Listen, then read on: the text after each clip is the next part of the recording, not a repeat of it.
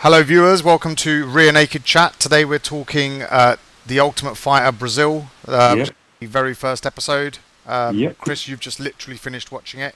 Yeah, I've Yeah? kind of watched it in a few sections. Been very Okay. busy this week, but trying to give the people what they want. So Okay, so people, if what you want is two guys you don't know talking about a show where you probably can't understand what they're saying, then you've come to the right place. yeah, yeah. Um, And there was this quick thing I saw, right, about this is how dirty the Brazilians are on their kind of TV networks. The figures yeah. were around 12 million, right, and they're being shown on Globo TV. Like there were two Okay. networks competing for the show, Globo Okay. and R7 Network. Globo won the contract, and then what R7 Network did was after the debut of the show on last Sunday, yeah. they basically gave away, they leaked the finalists after the debut. So now most of the people in Brazil know who the finalists are. Wow. That's What, yeah, just because they lost out on the yeah, contract? yeah. Just to be dicks. Dirty, dirty tactics. Just to be dicks. It's I would- funny actually. I would be so angry if that happened to me. If I found out that at the start of the series. If you were Mr. Globo. Yeah, or whatever. If somehow I found out who the finalists were. Oh, I see. Oh, yeah, of Like, course. it Yeah, just makes even the whole as a show viewer, redundant. Yeah, it just makes the whole show redundant. Kind of does, doesn't it? So out of order. Oh, it's harsh. Just purely because they were pissed off that they didn't Yeah. get the contract. Yeah, Wow. just to undermine their numbers so that less people will hopefully watch it. Right. Oh, wow. So it was Yeah. a business move as Yeah, well. yeah, of course. Stop people viewing. Yeah. It's like Oh, competition, wow. mate. It's competition. Just as there is in fighting, it's like they treat you the same way. Holy shit. Does So- Dana White know about this? Yeah, he went mental. He's got to He be went pissed. crazy. Yeah. He was, Wow. doing his normal effing and blinding. Yeah, he does that anyway. Yeah, doesn't he? Yeah. Wow, that's craziness. But yeah, so Brazil. Yeah. I mean, first of all, like let's just sort of put into the fact like Brazil and MMA. Yeah. For me, they've done to MMA exactly what they've done to football or soccer for Americans. Right, they just got hold of it Yeah, and it's like, and made it their own. yeah, this is how we do it. We do it different to Yeah. everyone else, and we do it better than everyone else. They just sick it up, mate. It just seemed that way, yeah. It's true. Because I was looking at the stats, right? We've got 7 champions in the UFC. Yep. 3 are American, Yeah. 3 4 Brazilian, Oh. 3 Brazilian, and 1 And Canadian. one Canadian. Yeah. Yeah, of course. Right? Which seems like, okay, yeah, they're on par with the Americans, but of the 325 fighters on their roster, 55% are American, and Right. only 15% of those are Brazilian. Oh, wow. And they've got And half they've the got belts. half the belts. Yeah. And I'd imagine if we're talking contenders as well, they've probably got a fair few. Actually, yeah. Coming How up. the fuck could you even figure that one out? I don't know, but there's a I mean, list. the There's a people list who are on, just kind of around sniffing for the title. but- yeah, you couldn't really, but there's a list on Wikipedia of like the list of fighters, nationalities, and I think it was Americans 55%, 15% Brazilian, 6% Canadian, 5% UK, Yeah, and then the rest 3% just kind of. Japan, and then it's just like odd numbers from weird countries. Oh, UK's got more than Japan. Yeah. That sort of makes sense. There's not that many great Japanese fight. I mean, They that's don't all have you to ever be great, hear. do they? They just have to be on the Well, it roster. just have to be on the roster. Yeah, true. It's a long way away. Yeah, but just I suppose from the Pride acquisition, I'd have thought they'd have taken on quite a few. Yeah, but yeah. it's not. Interesting. So we've got Yeah, the down best. to it. Yeah, We've go got the on. best 32 Brazilian fighters chosen from 5,000 crazy hungry Brazilians. Yeah, man. Yeah.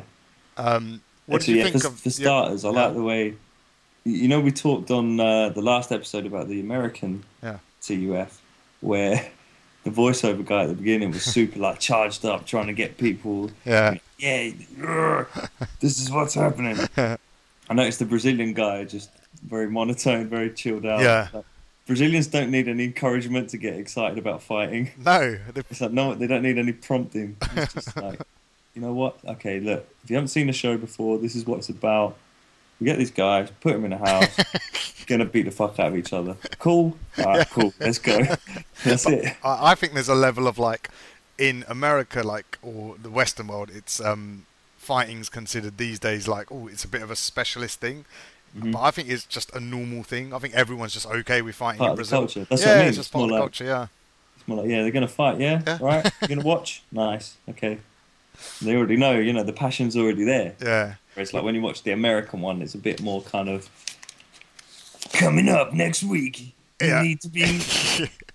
you need to get watch excited. this. Like, they need cues. Yeah. Like, this is the part where you get excited, and then here comes the music. Whereas Brazil, it's like, that shit's already built into the culture.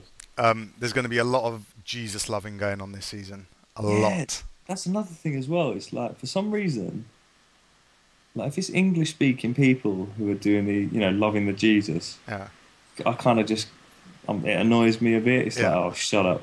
But if it's people from other countries who aren't speaking English, for some reason I'm just cool with it. It's okay. Yeah. But I think there's something more like the way Vitor Belfort, you saw that shot of him where he just had Jesus written across his shorts. It's like they don't they go in head first, full feet, everything. They're fully committed. Committed to it. I can respect that. And again, they're more passionate about it. Whereas like English Jesus people, they're just a bit lame. Like, no offense. I'm not judging you or anything. Mate, if you're trying to invite hate comments, you're doing a good job. Yeah, true. But it's just my observation, And the other cultural thing about Brazil. Sorry, I keep playing with my nose. Why, you been in the old? No, I wish. It's just itching me today. I think I'm getting a bit of hay fever. Oh, by the way, for anyone watching, but Chris isn't in Brazil. I know he looks like he looks like you're about 2 o'clock in the afternoon. The sun's shining behind you. It's like 12 o'clock at midnight at the moment. Man, my light was a bit shit in the last episode, so I've just turned it off. I've got a big lamp next to my head, so looks like I'm somewhere bright. But, speaking of Brazil, Speaking of Brazil, you're professional, mate. We've got Brazilian flags here. We mentioned this Brazil. It's probably got TUF Brazil written at the bottom of the screen. Yeah, exactly. I love the little cultural things that I'm picking up, especially like you mentioned football before. Yeah. Where we've had a lot of exposure to the Brazilian soccer team. Yeah. And I've seen a lot of sort of crossover before that. Like, for example, I noticed Junior Dos Santos at the beginning was just credited as Cigano. Yes. It wasn't his full name because in Brazil, a lot of them, they just go by their street name, their nickname. Yeah. So from now on, just for the record, I'm no longer referring to him as Junior Dos Santos. Yeah, or JDS. Cigano now. Yeah. Cigano. That's his name, man. Cigano. That's what Brazilians call him. That's what I'm going to call him. That's what they'll chant. Has he fought in Brazil yet? He hasn't yet, has he? I forgot. I don't know. No, but I remember a lot of Brazilians chanting Cigano. Cigano. But it's like, I'm not going to call Pele by his full name. Exactly. His name's Pele. Whatever it is. Yeah, it's long. It is long. Whatever it is. It's like 4 names. Okay. Pele. You know, we're talking about like the fighting culture in Brazil.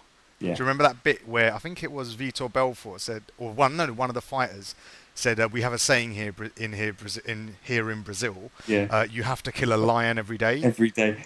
It's like that's why Brazil produces the best fighters. That's when you have a saying that says you have to kill a lion. It's funny you mention that actually, because that was another culture. Because this is the thing, right? Usually when I watch the American one, when they bring the first crop of fighters in, by now after 15 seasons. I kind of know the type of guys that are going to come in. You kind of get that vibe of people of like, the type of guys. Like Christian guy, you got aggressive guy. Yeah. You got trying to make it out of the ghetto guy. Yeah. There's a general kind of vibe of people that will try out for the show. Whereas with Brazil, it's like, I've got no reference point at all for these guys, man. I don't know. Like they could be coming out of the favelas. They could, I've never been to Brazil. Yeah. I don't have that kind of cultural bridge where I kind of know what type of guy I'm dealing with. Yeah. What do you mean? It's like a completely blank slate, man. It's got me excited. But it's also, good. the other part of that is on the American ones, a lot of the phrases and sayings they use are generally, because they're generally not the smartest guys in the world. No. So a lot of it's cliches and stuff. Whereas with the Brazilian ones, they've got all these sayings and stuff that... just totally new, Yeah, they're totally new to me. And I don't know even if they're general things that everyone says in Brazil or... These just guys, that guy, just coming out with them but I noted a few of them down. Just very, very. What you mean? Like maybe everyone doesn't think you have to kill a lion every day. Maybe it's just his family. Well, here was one example. Life's not too hard. You're too soft. That's one. That was one. The other one was I'd rather see his mum crying than mine. That was a good one. I enjoyed that one as well. Yeah. Vitor himself said, "Blood is life." Yeah. So if you're not, Don't be scared of it. If you don't like blood, you don't like life. Yeah, no, I think it was specifically that don't be scared of it. Like, blood is life, so you don't need to be scared of it. But I was thinking, no, that's the exact reason to be scared of it, because life is pouring out of my head right now. Yeah, exactly. Yeah. Just try to get it back in. Yeah. The other one was one guy sort of said, I'm gonna be a stone in everyone's shoe," which I like that one. That was a good one. I think there's going to be a lot of comedy from the subtitles. Like, we should just keep an eye on things that are said, because we don't know if that's actually what they're saying as well, really. Yeah, exactly. Yeah, we just that's in the hands of somebody. It's up to the discretion of a translator, isn't it? How did you find watching it? Because, like, watching the first show of any Ultimate Fighter is always hard because you don't know anything. Then add in the fact that it's the language as well, and you're only reading subtitles half the time. You're trying to watch the action and read the subtitles. There's no talking during the action. That's true. No, I meant more in like the bits where they're like, we went to all the different places. We saw 5,000 fighters, and you see him like, rolling on the mat as well. But you're trying to read the stuff at the same time. I was alright with it, to be honest. Okay, I found it quite hard to get to grips with. I'm not used to reading, to be honest. I hate reading. You hate reading? Yeah.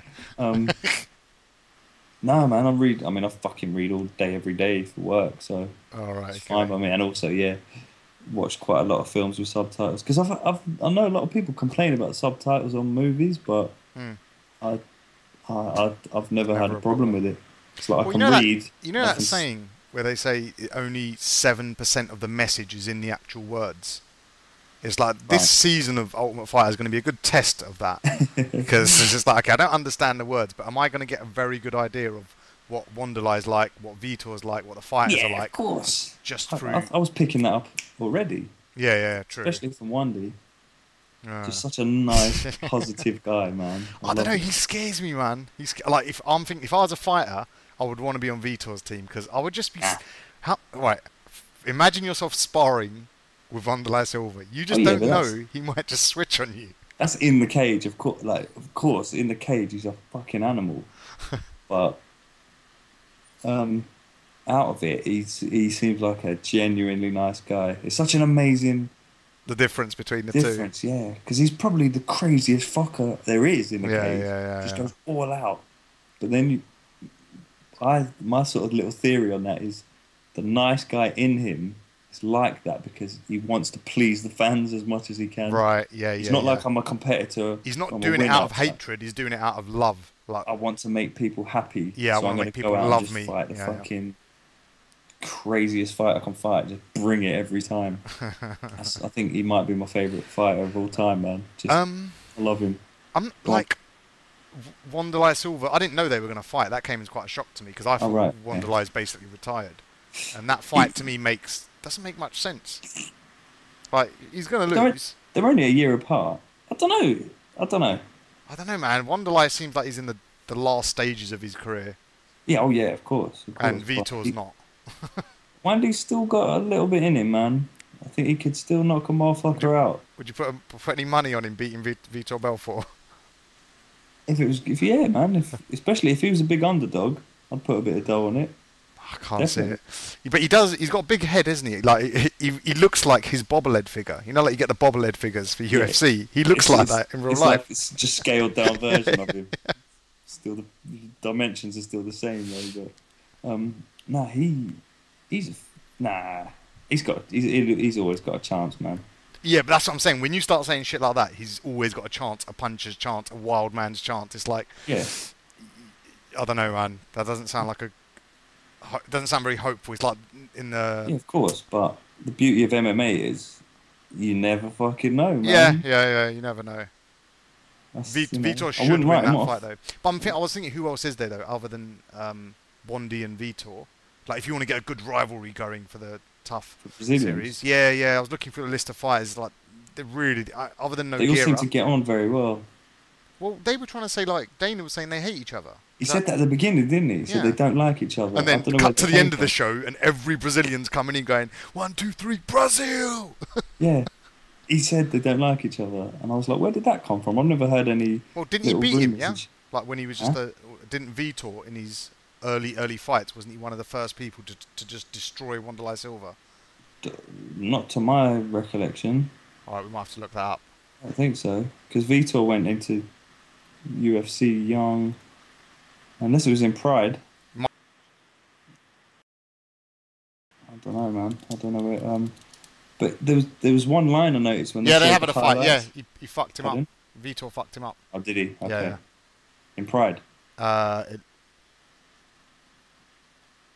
no, this was when there was one of the early UFC events in Brazil. Was it a UFC event or? Ah, okay, yes, okay. But it was that one where trouble kicked off and like some fans or something broke into the cage and stuff. It was that one. Yes. So I think they're actually from opposing teams, kind of thing. Teams that don't like each other. Yeah, but I know there was bad blood between Anderson Silva and Vitor. Actually, there was a bit of bad blood between Anderson and quite a few people, wasn't there? Yeah. Other than Blackhouse, there's every other Brazilian. I don't think he gets on with. Well, the thing is, he was like dirt poor out of the favelas. Yeah. And from what I understand is in Brazil, there's like a real, like, you're either rich or you got fuck all. Yeah. And there's a real poverty line. Like, there's a big, there's no middle class sort of thing. And so anyone he considers like in that rich bracket, he hates, because he used to work in a McDonald's, and apparently all these rich people would come in every day. He'd have to travel from the slum to go work in this McDonald's. Right. And because he was dark-skinned as well. Yeah. He just used to get treated like shit all day long by these rich people. Okay. And he kind of, if he considers you in that class of people, he basically just hates your guts. That's what that shit with Damian Mile was. Yeah, I remember that. Yeah. He's calling him a playboy, because apparently the slang they use for like these young rich posers is they call them playboys. Okay. So he thinks that's what Vitor is, and blah blah blah. And Vitor was huge in Brazil because he was so successful, so young. Yeah, so young. He's like the poster boy for it. Right. And for a long time, Anderson was like, I'm not getting the respect I deserve. I'm the best in the world. Yeah. This guy's getting all the publicity, and he's married to a fucking Brazilian model and all this shit. Right. But I think that all got settled, didn't it, after the fight? So. Well, after he kicked him in the face. Yeah. Knocked him out. Stepped on his chin. Yeah. So yeah. Anyway, man, we better get down to business. Rambling on. The fights. Okay. What I've done here, then, we're not going to obviously go through. For viewers who are worried, we're not just going to go through the fights and tell you what you've already seen. I've just made notes of anything that stood out. Just one other cultural thing I just remembered is like the guys coming in. I've never seen anyone start crying just in the intro bit when Dana was just talking to him. Oh shit! When they had the headphones on. Yeah. The guy, he was just crying. He was just so just charged up to be there. Yeah. That was a nice little moment, I thought. I mean, we shouldn't generalise, but there's more fighters that are a bit more emotional in the Brazilian world. A bit more crazy. Yeah. They lay it all on the line, don't they? Yeah. Well, that's what I was about to say. With all the fights, didn't you feel like they were just everything was thrown with a little bit more bad intention? Like when you compare it to the tough fights of the American one, it's like these guys were throwing to fucking kill, and like just haymakers were coming out of nowhere. Yeah. Usually on the American one, they start a bit tentative. Yeah, there's none of that. They were like, "Fuck that." But that's the thing. This is the thing. I mean, like, I don't know. A lot of these guys might just be coming from nothing. Yeah. It's like, this is my only chance in life to make some money. They're just, It's one thing to fight to be successful, and it's another thing to fight almost for your survival. Like, yeah, because Paul Harris is like that. Husimar Polaris. I love Paul Harris, man. Yeah. Paul Harris. Have you ever seen that interview with him where he's talking about when he was a kid and they slept on a dirt floor? No. And it was like, this is my way to actually, like, I bought my mum a house. Yeah. It's like, it's the most amazing thing. His story, I did read about it once in a magazine. It's inspiring. It's inspiring. I'll put a link to the video in the description because it's a really moving video. Okay, yeah. But anyway, We'll tweet it. Let's get to the fights. Yeah, tweet. Right. First fight, the guy comes out with a Jason mask. Jason. Beautiful. Yeah. I love the fact that he's already got a character developed. He's ready. Done. He's the finished deal. He's the finished package. He's ready to go into the UFC with his mask and his nickname and his T-shirt as well. His nickname is Jason. Yeah. And like Jason, what a fucking comeback! Yeah. You can't kill this guy. Because he was out. I thought he was done. And somehow he fucking came back, man. Yeah, my initial impression was it was an early stoppage. Then they showed the replay, and that guy had made no attempt. He looked like he was awake, but he made no attempt to block that second punch as it came down on his face. Yes, good stoppage. So it was a good stoppage. Quite interesting to see Mario Yamazaki speaking Brazilian as well. Yeah, he had a up and down night. As we go through the fights, I'll mention it, but like... Yeah. Okay. Do you know? Would it have?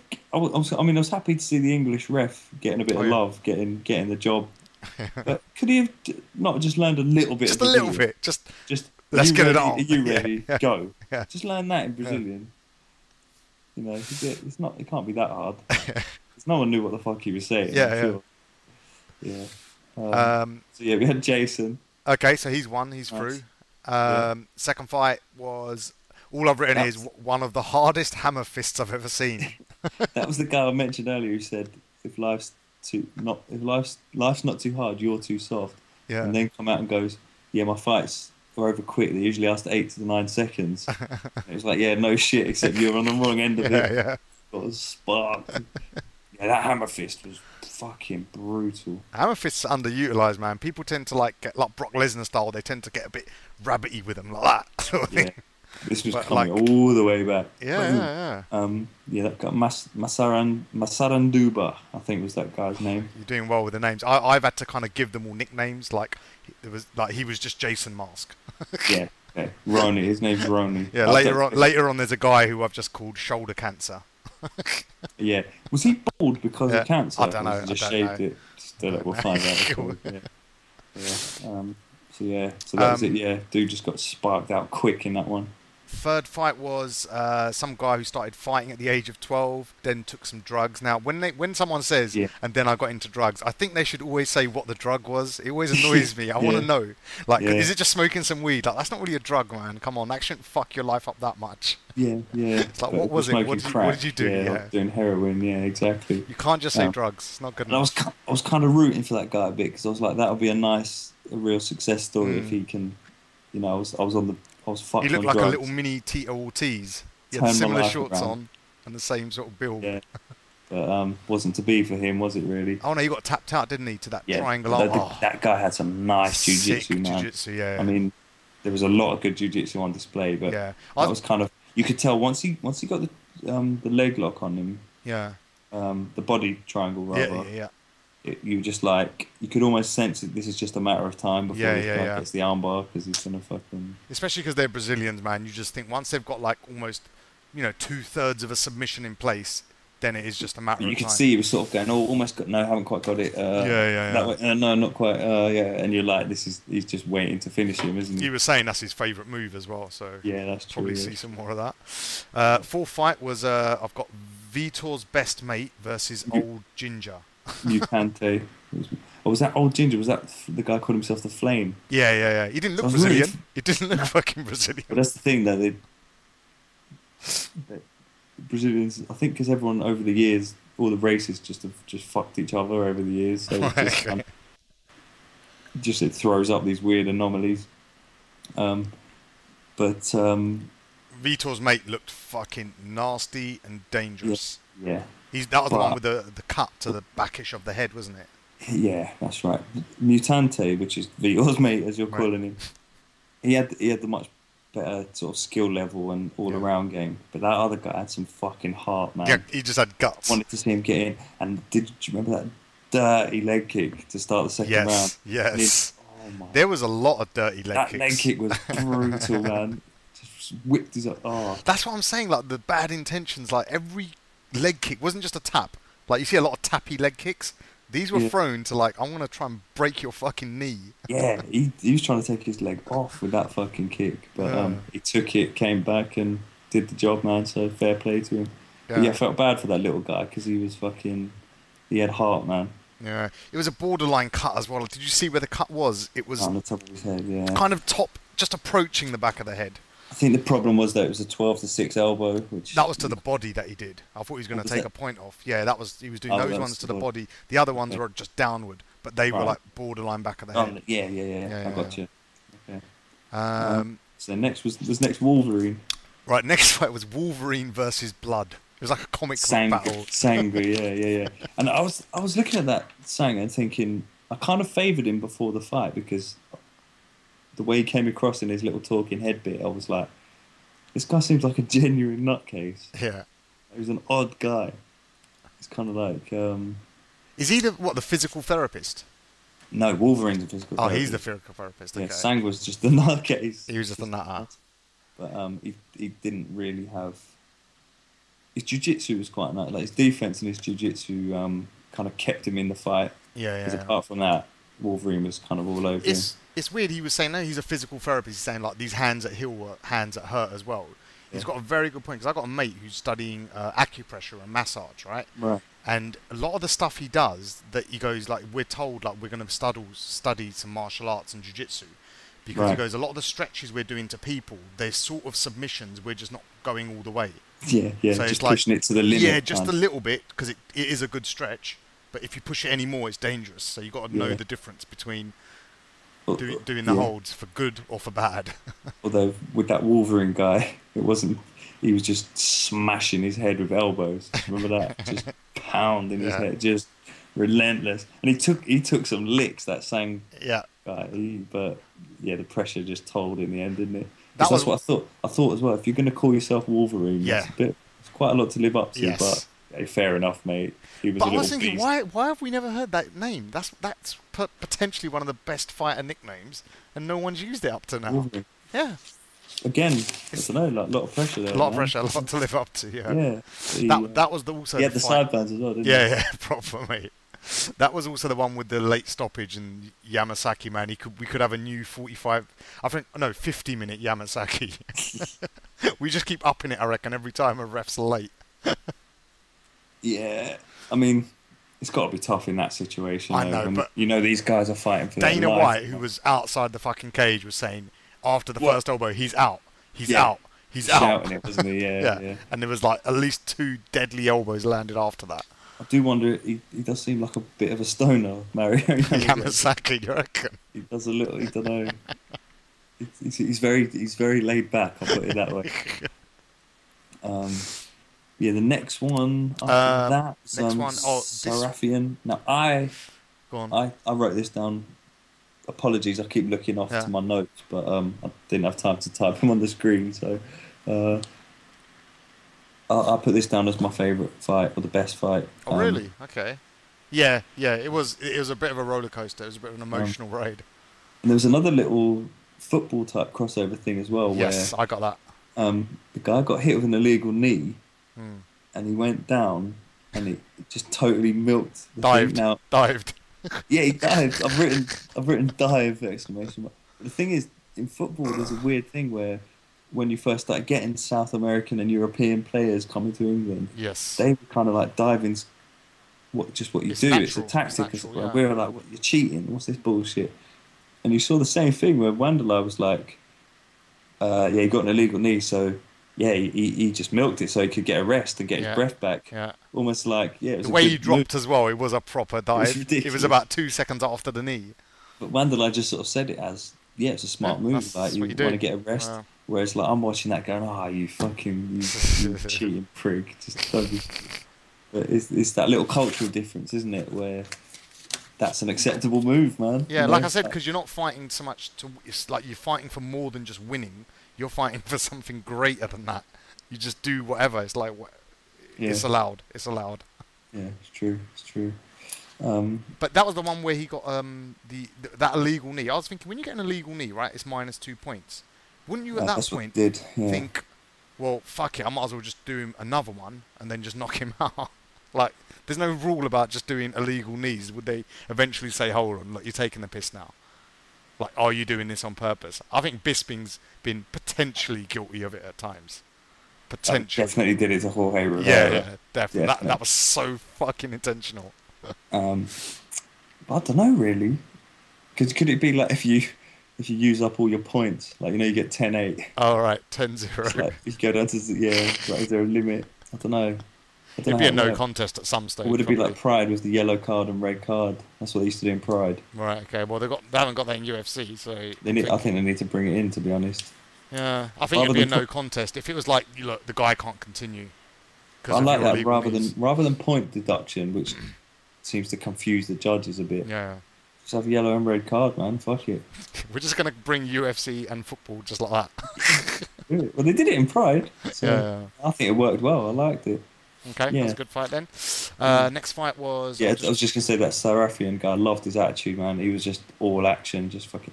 Even though he got 2 points deducted, that kind of spurred him on even more. Yeah, He was like, right, okay, now I've really got to fuck him up. Wait, how did he win? He was minus 2 points, so does that mean he won his next round 10-7? No, didn't he finish him? Oh, did he finish him? Oh, okay, I can't remember now. Yeah, I think he did. What was the next one? Next one was Galetto. Was that the one where the guy got fucking robbed, I thought? I got very strong jiu-jitsu. Seems like he's the only one with wrestling skills. I can't even remember the result. All I've written is Galetto, opponent got robbed. Oh, right, okay. So I can't remember exactly what that was. Okay. Maybe that was the guy who was basically saying to him, like, you can't just run away for... Wasn't he saying that? No, that was the next fight. Later on. And I put, there's another basically, for the last round, he just took it to the corner flag, which for any Americans who don't watch football, that's when you're winning, say 1-0 up, and it's the last 10 minutes of the game, and you just play ultra defensive and take it to the corner flag and just stand there. Or if you're a basketball fan, that's like 4 corners. Right. Basically, okay. Just have a guy in each corner, you just pass it around. Okay. So yeah, I must have skipped a fight there then, because that's the one I was talking about. Right, we're on a 9th fight now, which Thiago Viella versus that guy who's just he's very happy. Yeah, he is my favourite, man. Right, I'm picking him as my winner right now because he's ready for it. Yeah, there's something. I just got a vibe off him that says he's a little bit more advanced than the rest of them. Well, he was like, I loved the way he said, he was all smiling. He was like, "No, I don't have to be angry at the guy. Like, I don't have to be angry at you to fight you. I'm just gonna fuck you up. Like, whatever." Like, he's just so happy about it. That was a weird match. That was like a leg lock match. It's like you're not allowed to do any other moves. You're only allowed to do leg locks. Punching each other. Yeah. Just sitting there, legs because they were both locked, sitting there cross-legged, smacking facing each other with their legs inside each other. Never seen that before. Because even the coaches were like, "That's very odd." That's new. Yeah, just sitting locked. But it was like whoever gave up the slight ankle was going to get fucked there. Yeah, and that's exactly what happened. Yeah. Man, I think people great. should do more leg locks because we've seen it with Paul Harris. I'm going to call him Paul Harris. Yeah, fair dues. But I don't think people are that knowledgeable against how to defend them as well because you don't really see them that often. So I think anyone who's going to the only thing is when you do a leg lock, obviously you leave yourself exposed because you have to go for it, both arms, both legs, which is why it works for Paul Harris. Yeah, yeah, but he's just so strong. Yeah. And he tries to rip your fucking foot off. Yeah. I imagine him training, right? Just hugging trees and just trying to bend them. He's trying to snap them in half. Yeah, you know what? That really wouldn't actually surprise me. He probably does do that. Yeah. And then that guy Serginho, after the fight, called himself a little bitch as well for some reason. He's just nuts. Yeah, but I liked him a lot, man. Like I said, I'll go with you on that pick. All right, you reckon? Yeah, or potentially in the final at least. I've named him my favourite fighter anyway, definitely. So. Right, next fight again. I've just got shoulder cancer. He won. Was there not a fight in between? No. Gasparzinho. Oh, man, you're good with the names. I've written. I'm going to get to know these guys. Gasparzinho equals Joe Stevenson. I think he looked a lot like Joe Stevenson. Okay, all right. You might have missed that bit then. I don't know. Cancer guy or Bodaro, I think his name was. His actual name. And then again, I might have skipped on here, but I think the next fight there was a guy who was like, I come from the extreme north of Brazil. That was where he said he was from. Is that the poorest part? To me, I was like, is that like the Amazon rainforest? He's Blanca. He's Blanca. But he looked very tribal. Right. He had that. You know when they show these documentaries of guys who go out and find these tribes living out in the Amazon rainforest? He had a very similar looking face to one of them, man. And that was the fight as well where there was an illegal nut shot. Yeah, Yamasaki missed it hard. But no, he kneed him in the nuts. No, he stopped it, and then they came back together, and then the guy kicked him in the nuts. Yeah. And then he had to go, sorry, I wasn't trying to let's get you back. But But I think he was. I think he was though.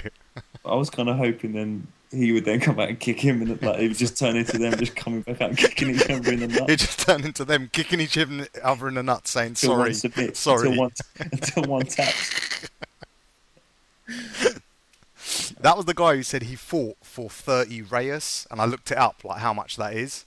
That's about $18 or 11 quid. Wow.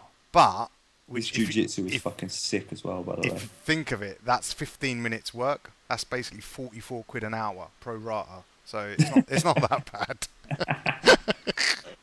Yeah, but considering the intensity of what he's doing, Yeah. All the training, it's not worth it. but yeah, even though I said he looked like he was from the jungle, his jiu-jitsu was very impressive to me, man. That's Jungle what jiu-jitsu, man. Yeah, which again is probably not surprising since it's Brazil. It's like if they did one in Thailand, and I kept going, "Oh, the Muay Thai was very impressive." Of course it is. That's where the fuck. But, actually, have you heard that Thailand have banned MMA? What? Oh, because they want The Thai Thai boxing. Probably. That's probably what it is. Yeah. I didn't look into it. But They look at it, probably see it as a threat to their national sport. You're probably right. Yeah, it's not probably not because it's dangerous. No. But yeah, you're right. Right, the next couple of fights I haven't really got much on. There was just a couple of big middleweights. Someone won. The fight after that, I've got nothing on. You got anything? Vina, a guy called Vina. He looked pretty good. Okay. And then you had the last fight, which was pretty epic. Second best fight, I'd say that one was. Oh god, that was my favourite one. That was a war, man. That 3 was just rounds. a war. Yeah. It was a little bit let down with the whole mouthpiece shit going on, but I think they were just so tired they just couldn't keep. that was another football thing. He was time wasting. Did you see him trying to pick it up? Like, I can't pick it up. It's in your hand. And the English ref, was going, put it in your fucking mouth. Well, no, he picked it up, shoved it in his. At one stage, I thought he was going to do that. Shove it in his mouth, pick his hands up, and say, "Hit him, fucking hit him, fucking get back in there." Yeah, he's very bossy, that ref, man. He's always like that. You always hear him. He's very vocal. Yeah. And that guy, the one who wouldn't pick his mouthpiece up, do you know his name? Didn't write that down. Okay. All I've written for that fight is mouth guards, ? What the fuck? Did you notice like all this blue shit on his back, which at first I thought was a tattoo, but then it was very clear that it was his blue pants, that, like the stain from it running through the sweat or something. Oh wow, something weird going on there. Yeah, it's just like... I don't know. No, I wasn't sure if it's like a weird camera light thing. No, it was just, you could see it. Wow. But yeah, all in all, man, I fucking loved it. I really loved it. The quality of fights was so high, man. Did you see how Wanderlei described that last fight? He goes, one of the most beautiful rounds he's ever seen. Yeah, it's like beauty and violence, man. Yeah. And they were both worn out, and they were still just giving it everything. Man. See, that's where this show's got the advantage over the live one, because that's obviously been edited to have the best fight at the end. Yes. They didn't necessarily happen in that order, and so it's a better show to kind of watch as it's progressing along. We're not guaranteed that necessarily in the other ones. Yeah, it's a very good point, man.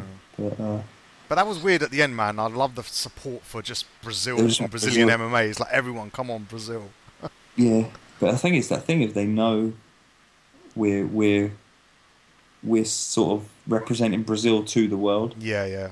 I think the American guys don't quite have that. They it's got a similar feel that Ultimate Fighter Series 1 had to it, where they were supporting MMA. We're not competing so much. We're just trying to show our sport as good as we can. Yeah, and that's it. And I think you're right. But I don't know. My gut tells me that I got a feeling Wanderlei is going to be a bit like Rampage. I don't think he's going to necessarily be a good coach. I don't know why. I'm just getting this vibe. And I think Vitor's going to be a bit like Rashad, like really good coach, understanding. Wandy's going to be a bit too old school, but we'll see. I don't know why I got that. It might have been from that clip of one of Wandy's coaches saying, that was shit. There's no other way to put it. That was just shit, all right? That was shit, yeah. It was like, you never see that. Usually after a fight, it's kind of like, okay, look. You can't do that to someone who's just lost, man. What's done is done. You did it your best. It's just like, look, there's nothing else that I can say. So there's no getting around it. That was the worst fight I've ever seen. Harsh.